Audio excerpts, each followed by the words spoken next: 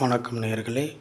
நாம் இப்போது தரிசிக்க இருப்பது குடந்தையில் உள்ள தஞ்சை மாவட்டம் கும்பகோணத்தில் உள்ள நாகேஸ்வர சுவாமி திருக்கோயில். இது அப்பர் பாடல் பெற்ற சிவாலயமாகும். நரகாசுரன் சூரியன் முதல்னார் வழிபட்ட தலமாகும். இது சூரியன் வழிபட்ட தலத்தில் இன்றும் சித்திரை மாதத்தில் பார்த்திங்கன்னா 11, 12, 13ஆம் தேதிகளில் சூரிய கிரகணம் மூலவர் மீது நேராக விழுவதை நம்மளால் காண முடியும். இது நடராஜ சிலை. இன்னும் இங்கே இன்னும் கூட சில அனிமல் வடிவத்தில் கடவுள் வந்து போகிறதாக ஒரு சில பேர் கூறுவாங்க. வெளியில் எல்லாம் பாருங்கள், பூனை கூட பார்த்துருக்கோம் பாருங்கள்.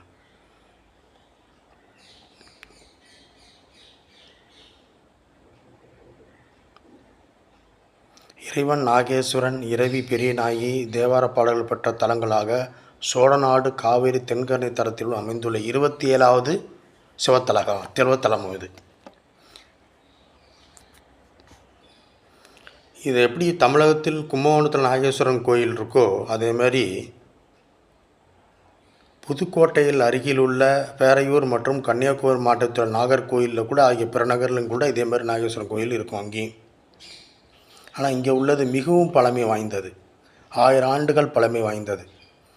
இன்னும் கொஞ்சம் கூட டெவலப் பண்ணிட்டுருக்கலாம் பாருங்கள். இடம் இன்னும் கொஞ்சம் கூட பெயிண்டிங்லாம் அடித்து வைக்கலாம். கொஞ்சம் பராமரிப்பு கம்மியாக தான் இருக்குது. சரி, கும்பகோணம்னாவே கோயிலின் நகரங்கள் தான்.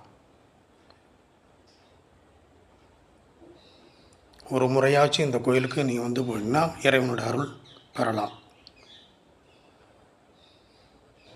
இங்கே பாருங்கள், தேர் வடிவத்தில் இருக்கும் அந்த கோயில். பார்த்திங்கன்னா உள்ளார தேர் வடிவத்தில் கட்டியிருப்பாங்க. கருவறை உள்ளார நம்ம எடுக்க முடியாது, அலோவ் பண்ணலை. இந்த கோயிலுக்கு யாரெல்லாம் போயிருக்கீங்கிறத கமெண்ட்ஸில் சொல்லுங்கள்.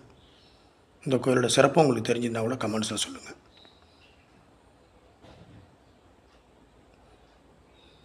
பிரகாரம் இது. நன்றி, வணக்கம் நேயர்களே.